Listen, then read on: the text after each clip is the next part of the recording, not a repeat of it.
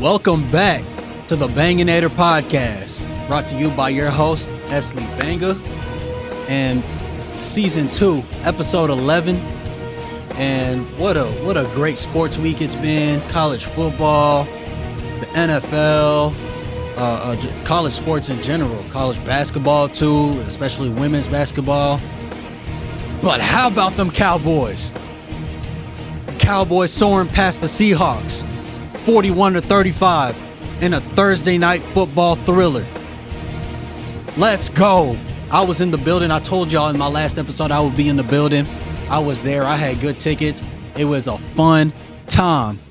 Let's go, Cowboys. Woo! We finally beat a team over 500 since week 2, whenever the lowly Jets were 1-0. But the Cowboys have scored over 40 points 5 times this season. Hey, who else in the league is doing that? Come on now. It is good to be a DFW sports fan, especially a Cowboys fan. Let's go. Dak Prescott. Rain Dakota Prescott. He was standing on business on Thursday night. 29-41, 299 yards, 3 touchdowns. He was spreading the ball all over. Tony Pollard with a 68 yards and a touchdown.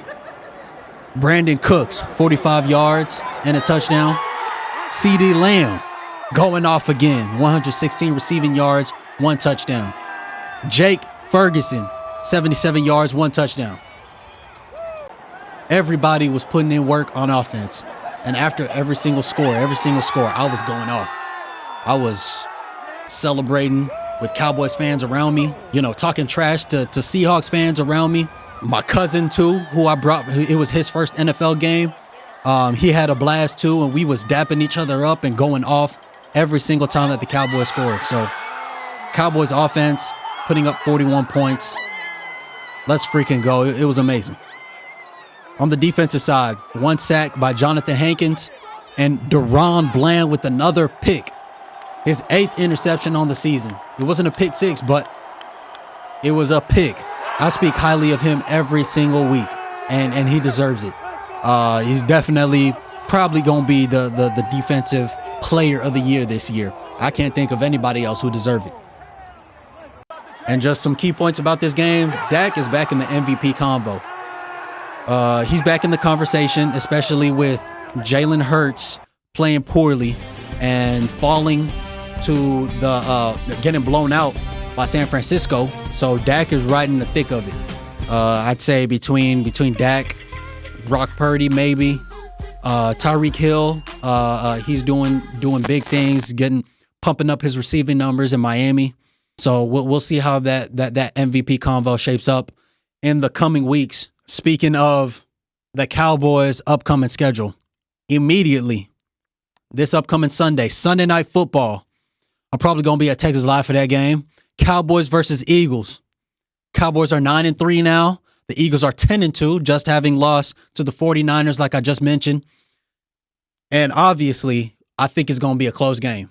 My preseason predictions earlier this summer, I predicted that the Cowboys would lose on the road against the Eagles, but we would win at home against the Eagles.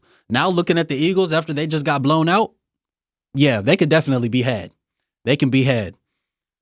Obviously, Jalen Hurts hasn't played well, but he's still special. He's that kind of a guy. He's special talent. A.J. Brown, he's in the MVP convo. Devontae Smith, he can always go off. And then on the defensive side, you got players like Brandon Graham and Jalen Carter, and they have the ability to really put pressure on Dak Prescott, maybe get some sacks. So our O-line got to be really good, and we got to cut out the penalties too. At the end of the day, I believe the Cowboys will win a close one because they're at home. Not only are they at home, but the Eagles have been playing poorly. They haven't played like they were last year, where their wins are more convincing. They've been struggling. So it's going to be a damn good game. I'm going to be talking trash to all my friends who are Eagles fans, especially you, Aaron. I got you. We got to bet something. But yeah, Cowboys will win a close one. If you've been watching this show long enough, you know what time it is. It's time for the Banganator's top banging moments from week 13 in the NFL. Coming in at number 4, I got, personally for me, attending the Cowboys versus Seahawks game live. As most of y'all might already know, I go to a Cowboys game once every season. It was back and forth, great game. I brought my cousin, it was his first game, talking trash and making friends with both Seahawks fans and Cowboys fans. It was fun. I love going to sporting events. At number 3, the Colts taking down the Titans in overtime. The score got tied 25 apiece after Will Levis threw a touchdown pass to DeAndre Hopkins. After that, the game went into OT. The Titans kicked a field goal and went up by 3, and then Gardner Minshew drove down the field and threw a 4-yard touchdown pass to Michael Pittman. The Colts won 31-28. Gardner Minshew, he was going off. So I'm happy for him, and what a great game it was. I was happy for the Colts. At number 2, I got Tyreek Hill versus the Commanders. This boy Tyreek Hill, he's something special. 157 yards receiving, 2 touchdowns. And as a result, Tua got me 19 points in fantasy football. And this performance right here, it makes Tyreek Hill on pace to break Calvin Johnson's single-season receiving record. Anytime he catches the ball, he's always a threat to hit his head on the goalpost. Miami ended up winning 45-15 in a blowout. And at number 1, Deebo Samuel, standing on business against the Eagles. Even though I don't like the 49ers, I was a 49ers fan whenever they went up against the Eagles. 116 receiving yards, 1 rushing touchdown, and 2 receiving touchdowns. He got me 35 freaking points in fantasy football. He went off. Deebo, he's another one of those players like Tyreek Hill.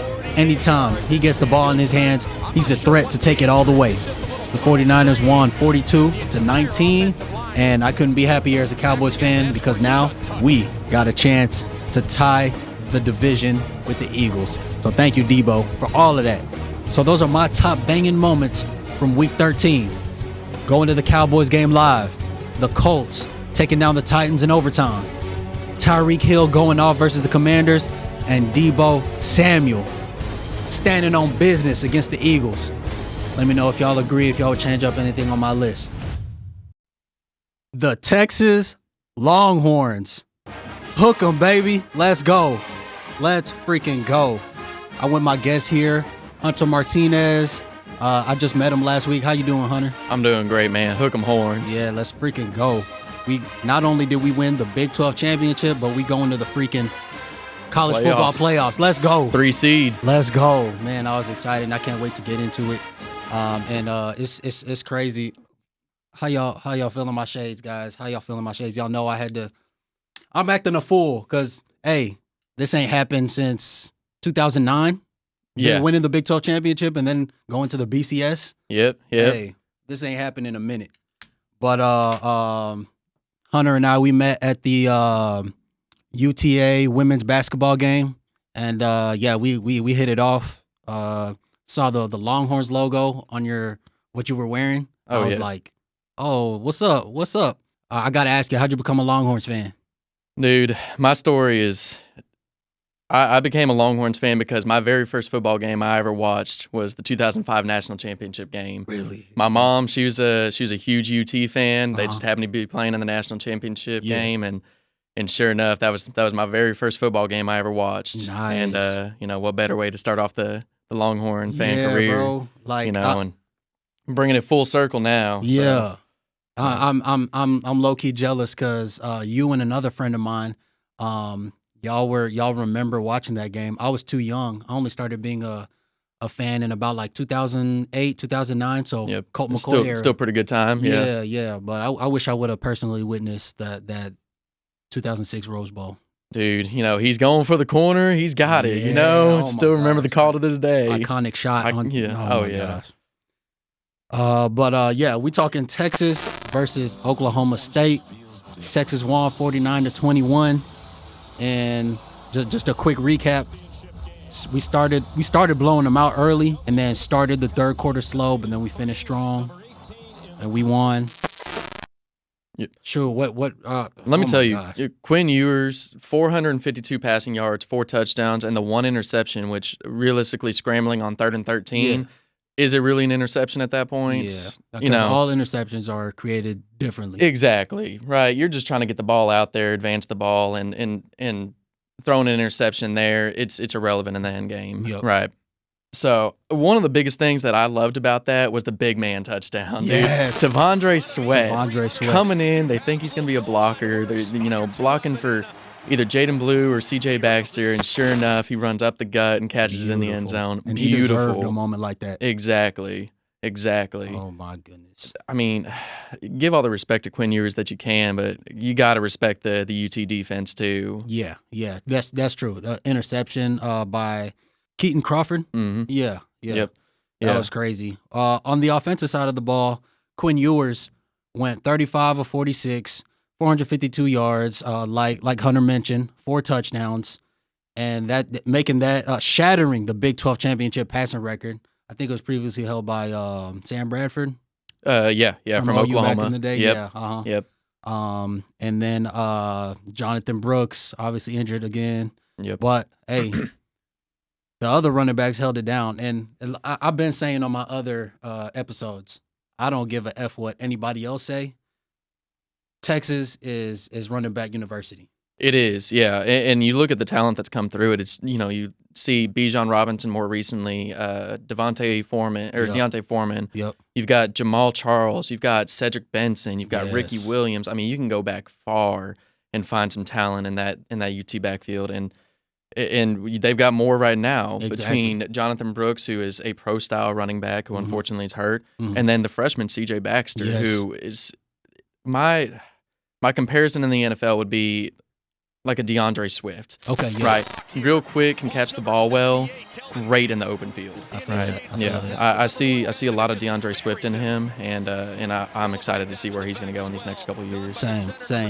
Keelan Robinson, C.J. Baxter, Jaden Blue they're killing the running game. They all had touchdowns. Keelan Robinson had 2, 75 yards. C.J. Baxter, 43 yards, 1 touchdown. And Jaden Blue, 1 receiving touchdown. Yep. And then all sides of the ball. Yep. Our receivers also making plays too. A.D. Mitchell, 109 yards, 1 touchdown. Dude, that dude is a championship machine. 2 natties with Georgia, transfers. Georgia's out. Yeah. So he's got to win with another team That's now, what right? I was saying, like they're out. And I was kind of questioning it too at the beginning of the season. Like, damn, why'd you leave Georgia 2-time? Y'all have a chance to go 3 times, but you come to Texas.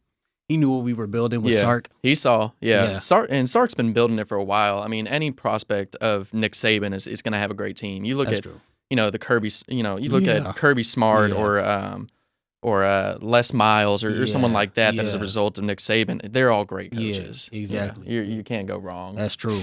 Some other receivers, Jatavion Sanders, the new Agent Zero, 105 yards, 1 touchdown. Like they were going off.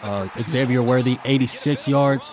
Even though he got hurt, we saw him on crutches, but damn, he went off too, and he just continues to go off every week. And he needs this break too. Get healthy. True. Exactly. Because you got a month now? Yep. Yeah. January 1st, man. Yep. January 1st. So he's got a good 4 weeks to get healthy. Yep. Realistically, I'm shocked at how much he's played these past 2 games because, I mean, even against Texas Tech, dude was still battling injury, left the field twice, still comes back, finishes out the game. That dude's a dog. Yeah, he is. You can't question his heart. No, you can't. Defense. On the defensive side, Ethan Burke recovered a fumble, 1 sack by Anthony Hill Jr., and then, like we mentioned, the interception by Keaton Crawford. Dominant again on the defensive side. I was surprised that Oklahoma State even got to 21. Exactly. And one of the biggest statistics that stood out to me was ball control time. So time of possession.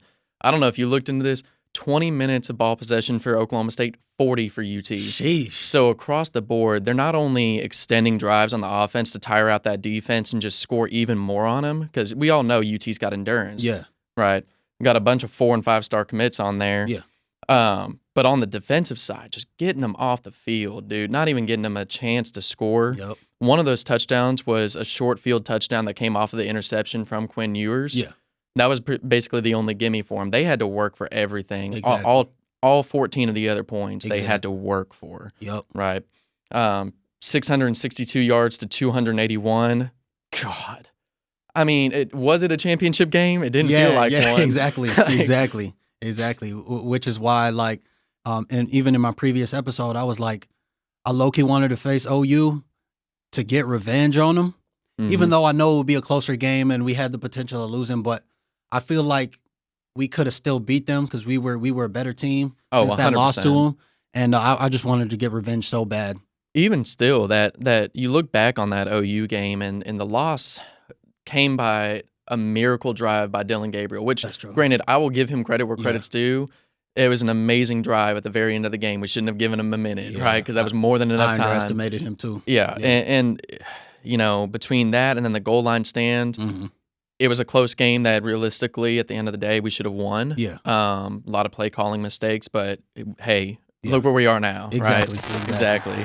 We're talking, you know, the difference between probably a 2 and a 3 seed, and I'm happy either way. Yeah, exactly. Yeah. I thought it was going to bite us in the ass, but thankfully it didn't. Yeah. Let's talk about the other action on Saturday. Yep. So like as well as Friday. Friday too. Yeah.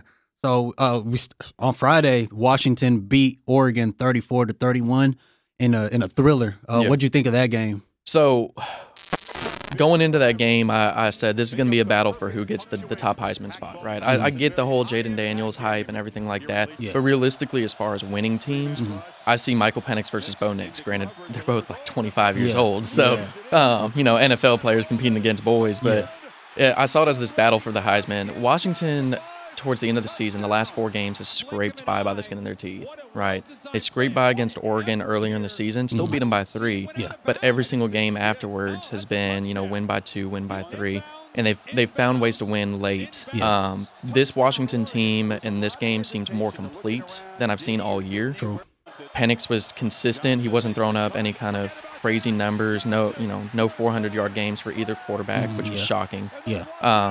But still just consistent with the ball in his hands. I would say going into Selection Sunday, they were a safe bet for number 2. No one was going to take that from them, being the Pac-12 champions.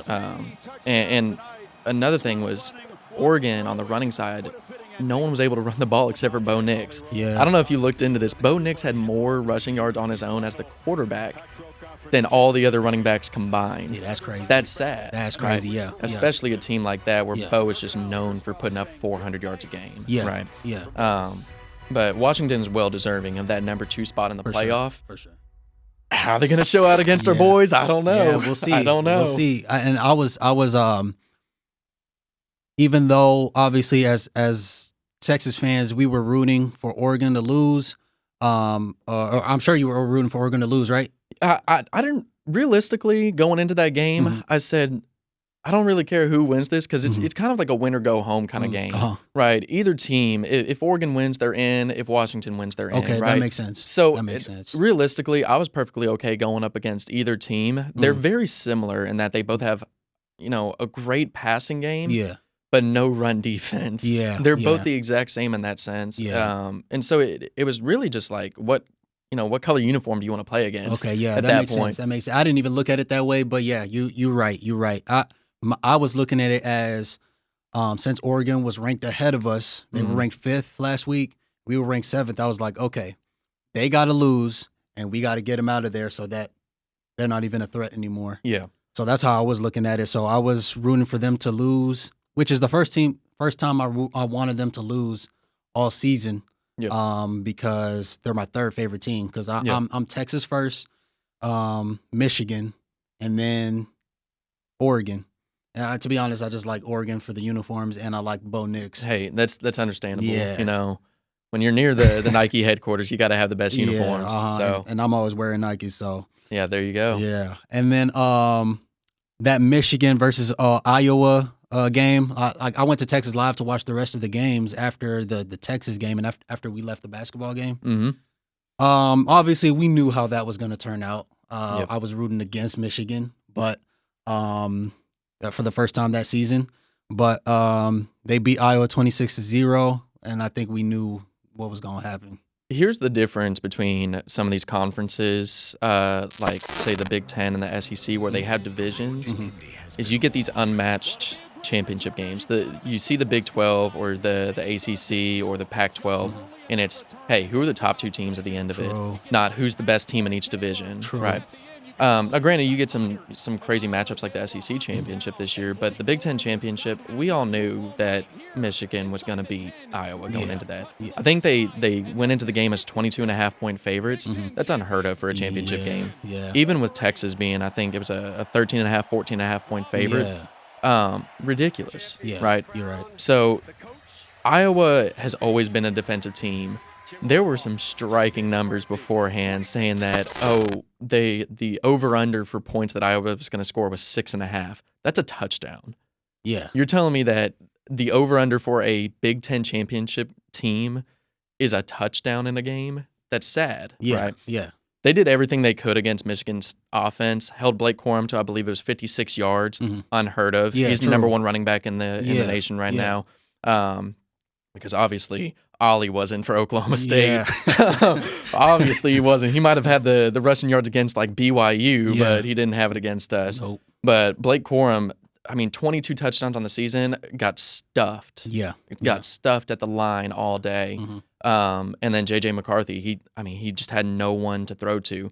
So you look at it, it's 26-0, but it was a hard-fought 26 for Michigan. That's true. It was a hard-fought 26. I expected it to look like one of their other blowouts in the like, that's what I thought was going to happen, because I didn't know how good Iowa's defense was. I didn't know about their defense. So, but 0 points, like, damn. Yeah.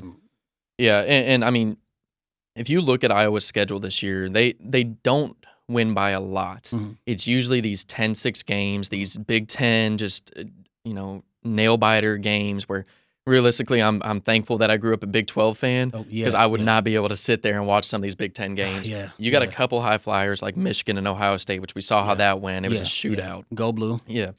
To each their own, but It's only go blue when it's in the Big Ten. Hey, that's fine, right? But I am interested to see how Michigan will do against Alabama. That like you couldn't get 2 more evenly matchups. Exactly, and it's interesting that they're the 1-4 matchup, because that's usually such a lopsided one. And I love the fact that Michigan is finally going to get a complete team to play against. Because the Alabama, which saying this as a UT fan, kind of hurts. The Alabama that we played in week 2 is not the same Alabama that they are right now. Yeah, you're right. Right? The Alabama now is well-rounded. They're complete. Jalen Milroe's finally throwing the ball right. And they're gonna be a test for Michigan. I think it's gonna be a shootout. It's gonna be a 1-score game at the end of it, realistically. Speaking of Alabama, Alabama beat Georgia. Like after we left the basketball game, I had the game on my phone a little bit. That was close too, but the score was close, but Alabama really controlled that the whole time. They beat Georgia, the defending back-to-back 2-time Natty champs. 29-game win streak. Oh, my gosh. 27-24. And in the past, 2.5 years, Alabama's the only team that's beat them. They beat them in the Natty of what? So they beat them in the national championship 3 years ago. 3 years ago, believe. There you go. Yeah, if I remember off the top of my head, it was 3 years ago. And then they got them in the SEC championship game. Right. But, and then they go and play Georgia in the national championship and lose. Right. So, Nick Saban, as of recent years, has beaten Kirby Smart one time. Has lost to Kirby Smart one time, and it was in the national championship game. Last year, they didn't get to play each other just because of the divisions in the SEC, much like the Big Ten. But, God, that game was exactly what I would have expected it to be. It was a hard-hitting SEC game. Great offense versus great defense on both sides of the ball. Both teams, it was win or go home. Now, granted, I didn't think that Alabama winning would jump them into the college football playoff. It makes it more exciting. I'll give them that. True. But I think that Georgia was finally showing their true colors, right? Because you hear Georgia and it's all the hype of, okay, well, there's a 29-game win streak, and they've back-to-back national champions, and you've got Brock Bowers, the the best tight end in the nation. Yep. Only in front of Jatavian Sanders, who like realistically, wish they could have played against each other to see who's top dog. But let the numbers talk. So I think that all year Georgia's been waiting for someone to test them. And they've had early game tests. South Carolina was the only other team that was leading them at the half, right? A lot of these games where the opposing team jumps out really fast. Auburn, start to finish, runs it up against them. Same thing against Alabama. Yeah. Auburn was a shocker, and then they lose to New Mexico State. Irrelevant. But, so I think Georgia finally showed their true colors, and I'm wondering how well, I'm not even wondering at this point. I know how important that missed field goal was from their freshman kicker. Freshman kicker. Yeah, dude. that's tough. He's going to be thinking about that for a long time. 18, 19 years old in the biggest setting that he's ever seen, and he misses a field goal. Granted, it would have been a career long, at least in college. But, dude, you got to get it. It's an indoor stadium. There's no wind to contribute. It's just nothing but hype. That's true. Yep. Right. And it ended up playing vital. That turned 3-point game. 3-point game. Yeah. Who knows? It could have set up another play later down the line. Yeah, right? That's true. That's true. And, not only in just overtime, but And were you also rooting for Alabama to lose? Dude, yeah. I wanted them out. Yeah, exactly. No. Yeah. My theory has always been, if we can get a UT quarterback to last past one quarter with Alabama, we're winning the game. Yeah. It's wraps. Yeah. Statistically, that's what it says, right? Yeah. You're talking about 2009 whenever we had Colt McCoy. It's a damn shame that he was knocked out of that game. Gets hurt first quarter. Garrett Gilbert comes in and, God, I don't even want to. Yeah. Let's just think back to 05. And then obviously the least impressive game, well, besides the Michigan-Iowa, the least impressive game, Florida State beat Louisville 16-6. Obviously, I think we were rooting for Florida State to lose. Because they were 100%. undefeated. At the time, we were thinking that, okay, they're an undefeated team. Yep. If they win, they're in for sure. So, hopefully they lose so that Texas can take their spot. Yep. And what did you think of that game? I'm going to be completely honest with you. While I'm watching this game, I'm looking at my phone thinking, am I watching ACC or Big Ten football? Yeah. It was nothing but, punt after punt after punt after punt. 18 total punts in this game. Yep. 18. That's unheard of. I mean, you think of the ACC and you've got, your Florida State, you've got the Clemsons, who Clemson was running the show not only a few years ago. And it's, you expect a lot of offense, right? Much like the SEC, you expect a lot of offense, a lot of hard hitters. Yeah. Florida State's another one of those teams where I've just been waiting for the right team to beat them. Yeah. I mean, recently towards the end of the season, which I think this is what a lot the committee looked into a lot, was, they look at the entire game. It's not just the score at the end of it. Yeah, right? That's true. It took until the fourth quarter against Florida to take the lead. Granted, it was in Florida, like it was in the Everglades, right? At their stadium, but still, that's an in-state rival. Yep. You are an undefeated team looking for an ACC championship game, and you take a 5-7 team to the end. Yeah. And what did Florida have to fight for other than they get 6 wins and they're bowl eligible? Yeah, exactly. Right. Louisville was in that game up until there was about halfway through the fourth quarter. Whenever Florida State racked on another field goal, they were in the game. They could have driven down the field and taken the lead. They could have taken a 3-point lead very late. However, the Jake Plummer, I believe is his name, Plummer, single-digit completions, nothing through the air, nothing on the ground. There was no offense whatsoever. And call it good defense or terrible offense, but it was a snooze fest. Yeah, they kept just getting chance after chance after chance. They couldn't do nothing. Yep. So, that game ended 16-6, Florida State. And aside from Washington beating Oregon and Texas blowing out Oklahoma State, I felt okay going into Selection Sunday. So Selection Sunday comes. One of my friends is the one reminding me. My friend Zach, what's up, Zach? He's the one who told me that, hey, bro, we the selection show is on. Oh, I didn't know it's at this time. I'm usually watching NFL Fox Sunday and the NFL Today. Dude, I was in church whenever it was going on. Yeah. Damn. Yeah. So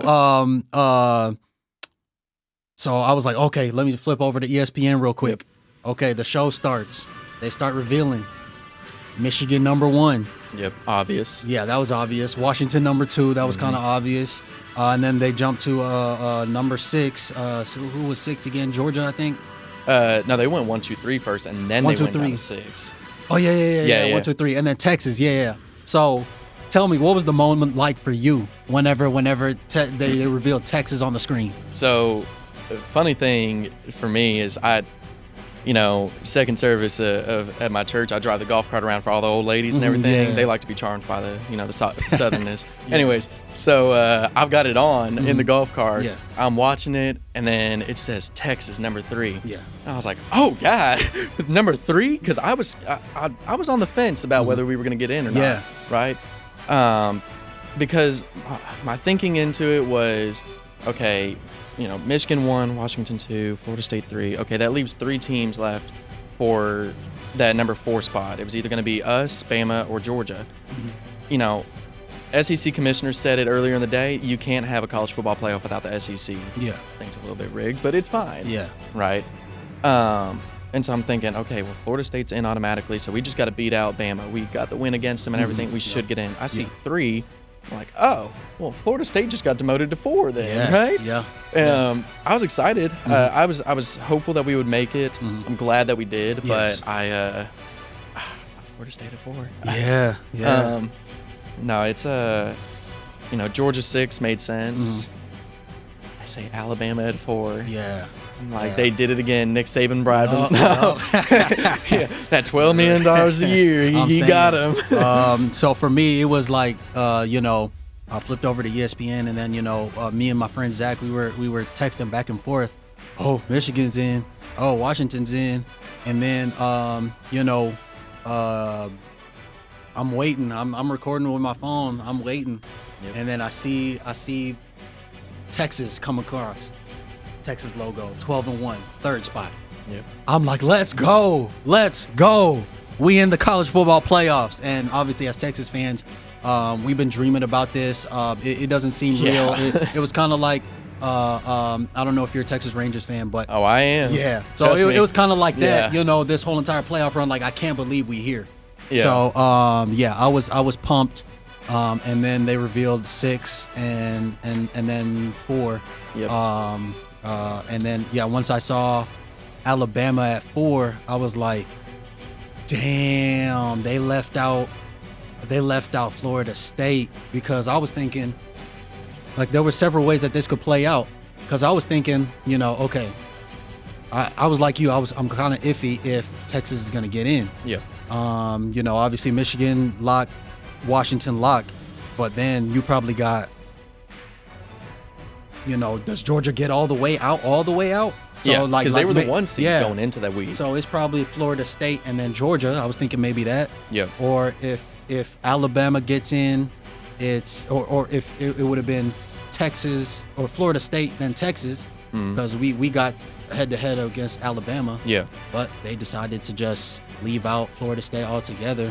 And obviously that was a heavy topic, like the past 2 days, day and a half, 2 days, sitting here on Monday night. What'd you think about Florida State not making it, getting left out? I both understand and don't understand the argument, because the committee, they have this list of requirements in order to be a college football playoff team, right? Strength of schedule. Realistically, was the ACC that hard this year? No. I mean, they had some solid wins in there. Week 1 against LSU was a great one against Heisman frontrunner. The ACC just didn't have the best of schedules, so I think that hurt them, as well as just not having quality wins. So they went 13-0. Perfect. They win the ACC championship game. It was boring, but they won it. I think it's a little ridiculous to think that the player makes the team. Yeah.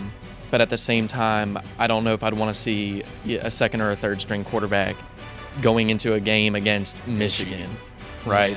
It's a bloodbath at that point, and that's not what anybody wants to see, because if you're the committee, you're not only thinking who's the best team, but who's going to be the best TV. Yeah, exactly. Right? And so Michigan and Alabama, it's a match made in heaven. Yeah. Right? Yeah. I think Michigan versus Texas would have been great. Two extremely iconic programs going head to head would have been an amazing matchup. I would have loved to see, and we still can see, what the Texas run defense, which is top 5 in the nation, can do against the dude that's got the most rushing touchdowns in the FBS. Yeah. Which, I'm hoping that's the scenario, because, screw Bama. But no, it's that's the scenario I'm hoping for, is, realistically no underdogs get in. Yeah. But Florida State, I think, going into the Peach Bowl, needs to prove themselves. Yeah. If you are Florida State or any member of the staff or team, you are proving yourself to the committee and saying you made the wrong choice if you're going against Georgia. You're right. Georgia, if they lose the Peach Bowl, so what? Because they didn't win a championship game.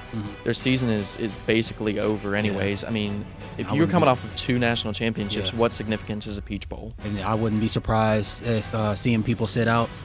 Yeah. A lot of the big hitters. So I think that Brock Bowers could probably sit out. He's been riddled with injury all year, and then he's looking at the draft. He's the number 1 tight end prospect in this coming year's NFL draft. Yep. I wouldn't be surprised. Yeah. Carson Beck, he needs the reps, realistically. He's not anywhere near Heisman level at quarterback yet. True. But Florida State, if I'm Florida State, I'm going into that game like it's a national championship game. Yeah. Right? I want to prove to the committee that they made the wrong choice. And I really hope they do. I will be rooting for Florida State in that game. Same. Yeah. We realized that they got screwed. We know that we knew what it was. This is why I hate the 4-team college football playoffs. It should have never existed. Yep. It was never a true representation. Like, very seldomly was it a true representation of like what a playoff should be. Yep. You got Washington, goes undefeated, wins all the games on their schedule, wins the, even though they struggled, wins the ACC championship. Yep. And then you get screwed, and you're taught, if you do all of this work, Jordan Travis goes down, next man up, and we still win. That's supposed to mean something. Yeah. But because the committee chose business, they quite literally stood on business, and because they wanted better TV, and obviously, TCU against Georgia ruined that. But I would say to you this: last year, whenever TCU blew out Michigan, who expected that? Nobody. So it sucks for Florida State. I'm sure that I don't know if you saw that video of the Florida State players the moment that they saw that they weren't in. I didn't see theirs. Oh my gosh, I'm not gonna lie, I was still kind of celebrating, but But no, one of the things I did see was Jordan Travis's tweet afterwards, where he's taking ownership for it and saying, he doesn't think that the players should make the team, but he understands, right? And that's kind of where I am on it as well. Is, if I were a Florida State fan, of course I'd be pissed, right? Yeah. You'd see me flip this table, like if I was a Florida State fan. But reality of it is yes, the 4-team college football playoff sucks because there's a Power 5 conference, or 5 of them. Yeah.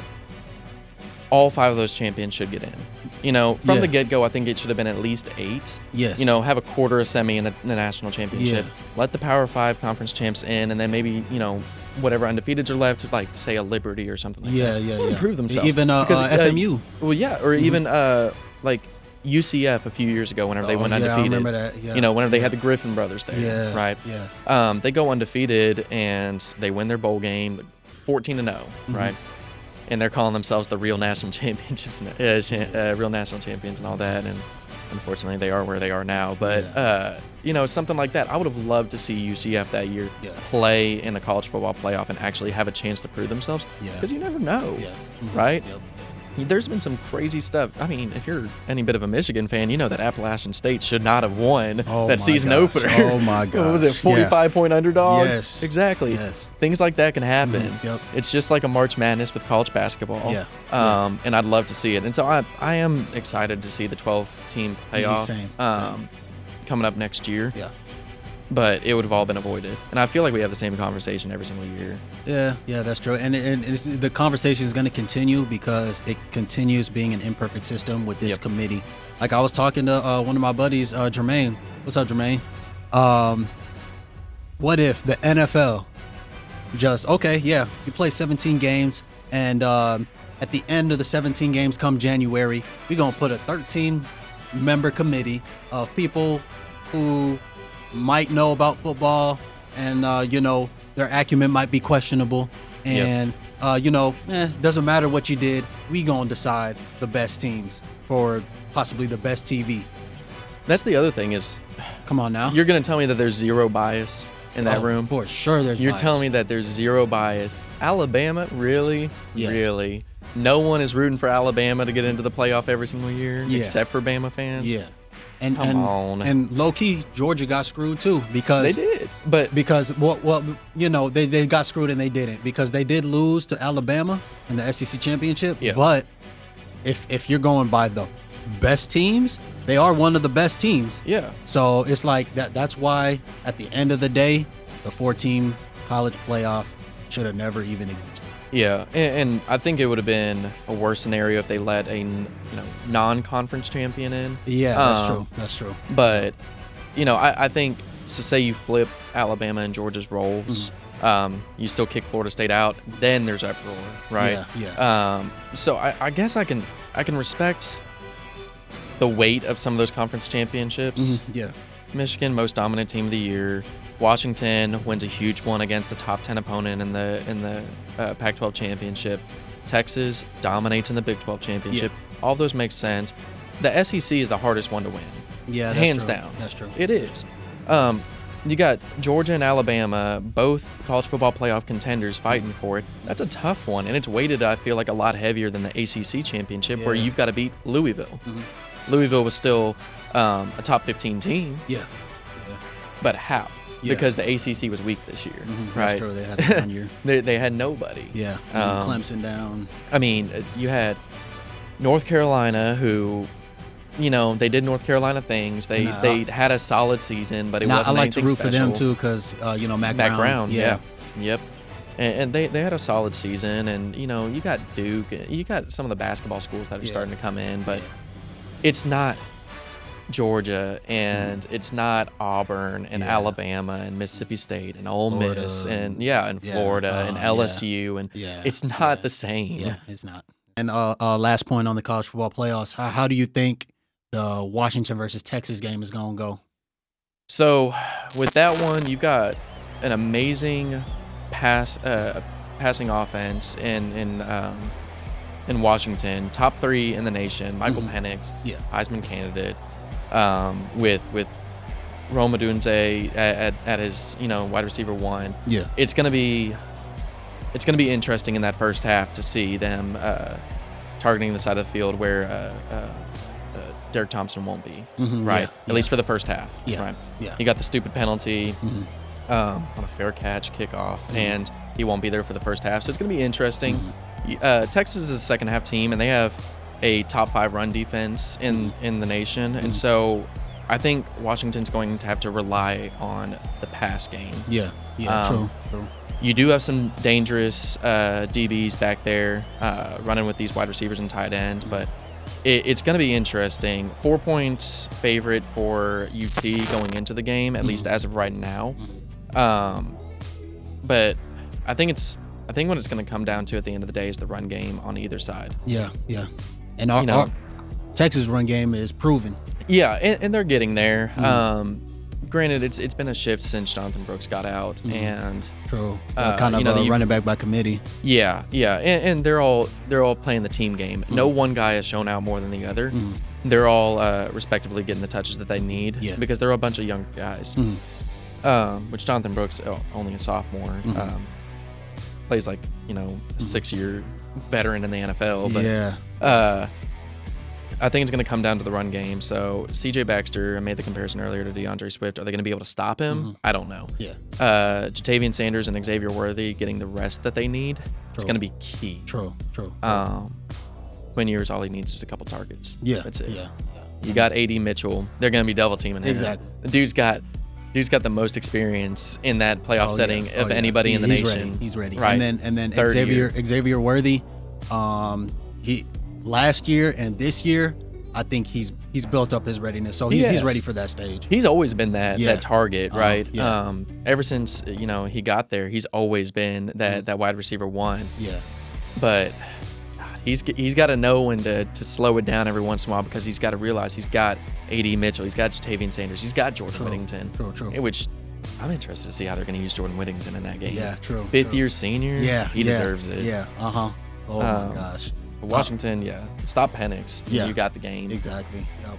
And I think it's going to be obviously it's going to, at this point, all these teams is going to be close, but it can go either way. I think that Texas is going to. I'll not even as a UT fan, like unbiasedly, I would give the nod to Texas barely, because we know that their run game is proven. Like you said, top 5 run defense, right? Mm-hmm. Top 5 run defense, and they know how to get turnovers. Like they've been getting turnovers. I think we have 7 straight games with the interception now. Yeah. And that'll be interesting with Michael Penix in there. Exactly. Veteran quarterback, but you get enough pressure on him with T'Vondre Sweat in there. Yeah. It's gonna be a bad game for him. Yeah. Yep.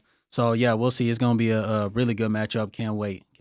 What a freaking week it is to be a Texas fan. Oh yeah. Not only did you have obviously Texas winning the Big 12 and then going to the college football playoffs, but you got Texas volleyball. I'm a diehard Texas volleyball fan. Yeah. They beat Texas A&M and SMU in the first and second round of the playoffs. They're moving on to their 16th straight Sweet 16. Yep. And they're facing Tennessee on Thursday. Can't wait to see that game. And then you also got Texas basketball, men and women. Yep. Just yesterday, yesterday on Sunday. Yes. Yep. 80 to 68. Paige Beckers, it don't matter who we play. Let's go. Yeah. And now we got Rory Harmon tearing it up. Yes. Oh my gosh. Ranked 5th now, Texas women's. Yep. And then the men are 7-1, ranked 12th. So yeah, with that one loss only coming to UConn, if I remember correctly, right? Yeah. In their in-season tournament. Yeah. Yep. Man. So it's a dream to be a Texas fan right now. Yeah. Everything's going perfect for us. Hey, thank you, Hunter, for coming on to my podcast and talking Texas Longhorns with me. I'm definitely gonna have you on again in the future. Dude, it's been fun. I'm a big advocate for talking sports in any setting that I'm in. Yeah. Girlfriend gets on to me all the time because anywhere I go, I find someone to talk sports with. Yeah. Tell everybody who your girlfriend is, what she does, by the way. Yeah. So she is a manager for the UTA women's basketball team, and so that's actually where I met Elsie here is at that game, sitting there right behind her, watching her do her thing. Yeah. And, huge sports fan. You think that I know sports? No, it's night and day between me and her. Yeah, I might have to have both of y'all on at the same time then. She's a Mississippi State fan, so if you're okay with that. Hey, it is a Dax from Mississippi State, so. Yeah, and she's a Cowboys fan as a result, okay, so there you go. Yeah. But no, it's awesome being on here and being able to just do something that I really like, and that's just talk sports. But thank you for having me. Hey, no problem. Appreciate you, bro. And you're definitely hella knowledgeable. I love the chemistry. Just thank you for being a great guest, bro. Yeah, no problem at all, man.